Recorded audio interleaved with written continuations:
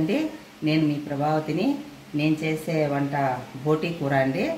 దానికి కావాల్సిన వస్తువులు 2 స్పూన్లు పసుపు అండి, 2 స్పూన్లు కారపు, 2 స్పూన్లు ధనియాల పొడి, 2 స్పూన్లు కొబ్బరి పొడి, మిరియాలు 1 టేబుల్ స్పూను, చెక్క దాల్చిన చెక్క 2 స్పూన్లు అంటే అంగుళం అండి, యాలకలండి 1 యాలక, లవంగాలు 4 అండి,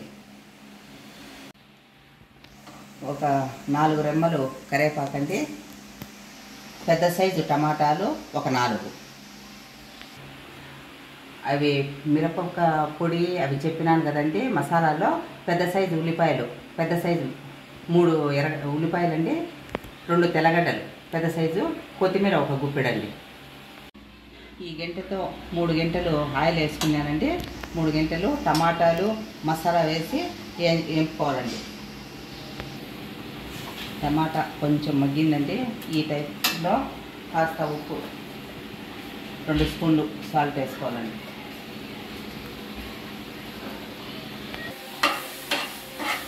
ఇలా బాగా వేగిందండి. టమాటా చాలా మగ్గింది. పోటీ పసుపు, ఉప్పు, వేడి నీళ్ళు ఒక 5 సార్లు వేసి వేడి నీళ్ళతో కడిగితే ఇలా అవుతుందండి. వేడి నీళ్ళు వేసి దాంట్లో పసుపు ఉప్పు వేసి మరగనిచ్చిన నీళ్ళు బాగా బోటి కడుక్కోవాలండి.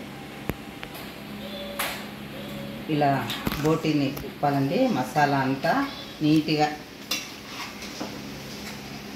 ఈ టైప్లో ఉండగా ఇది బోటీలో నీళ్ళు వస్తాయండి. 2 కప్పులు, ఈ సైజు కప్పుతో 2 కప్పులు నీళ్ళు వేసుకోవాలి. ఇలా మొత్తం కలిపేసినాక బోటీ అండి ఒక 5 విజిల్స్కు పెట్టాలండి కుక్కరు.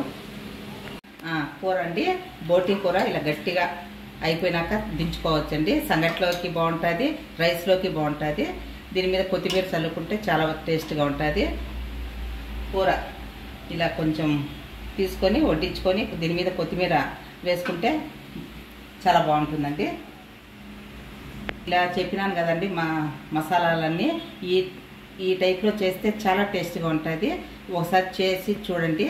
మీకు నచ్చితే ఈ ఛానల్ను సబ్స్క్రైబ్ చేసుకోండి ప్లీజ్.